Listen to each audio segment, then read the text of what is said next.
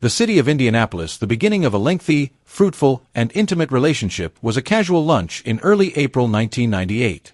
To transport an All-American quarterback from the University of Tennessee to the surf club in Miami, Jim Irsay sent his private jet to Knoxville, Tennessee. In the upcoming NFL draft, Irsay's Indianapolis Colts had the first overall pick, and Peyton Manning was a significant contender. "It was the first time I met him," Manning said on a cell phone conversation on Wednesday night to Fox 59/CBS4. "I didn't give it any thought when we were there at the surf club. There was nothing planned for me. All I was going to do was listen and talk." I believe he may have been doing the same thing with Ryan Leaf. Although Manning doesn't recall every detail of his initial encounter with Irsay, his final remarks are still memorable. "I said, 'Mr. Irsay, I'll win for you,' and I got up and went," Manning said. "After that, I made my way back to the airport. Jim would give me that look with his steely eyes when he told me the story. 'Hey, I think that sounds good.'" Irsay was present in New York a few weeks later when the Colts selected Manning with the first overall choice. After wearing number 16 at Tennessee, Manning planned to wear number 18 with Indianapolis, which was the number of his brother Cooper in high school and his father Archie at Ole Miss. Completed. After the selection was made, Irsay made sure Manning could act as a go-between for his new boss and commissioner Paul Tagliabue by using FedEx. "It meant a lot to me that Jim was there and could have my number there," Manning stated. The announcement of Irsay's death on Wednesday brought back memories of Manning's early encounters with him. He contacted Jaron James and other old teammates right away. Manning remarked, "Jim was a great owner to play for. I'm just appreciative that he helped me get my NFL start. No one was more passionate about the Colts and cared about them than he was. He was all about winning and going above and beyond to win, and Jim's response was always, yes, if he believed it would help us win."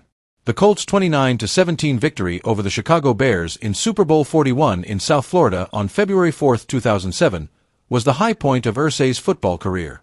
However, being selected by James, Marvin Harrison, and Dwight Freeney to present them at the Pro Football Hall of Fame induction ceremonies in Canton, Ohio, came in second.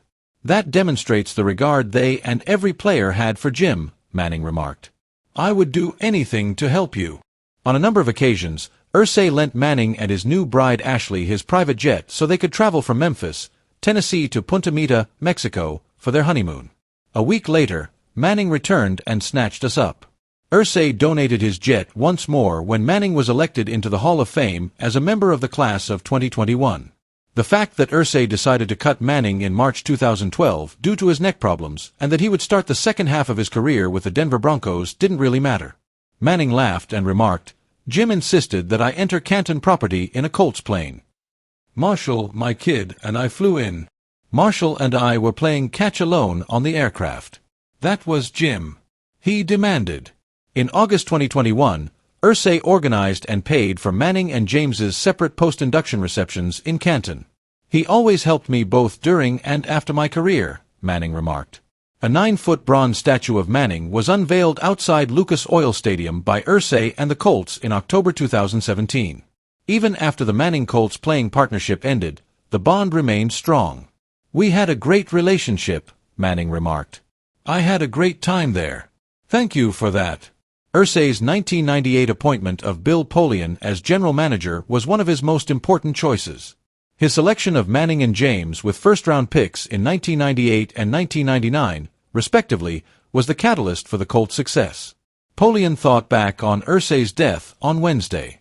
In a statement released by the team, Polian expressed his profound sadness over Jim Irsay's demise. "Eileen and I extend our sincere sympathies to the whole Irsay family, including Carly, Casey, and Kalen. We can never fully repay the debt of gratitude we owe Jim and his family. I had the honor of having a great friendship with Jim that lasted till this tragic day and started long before I worked for him.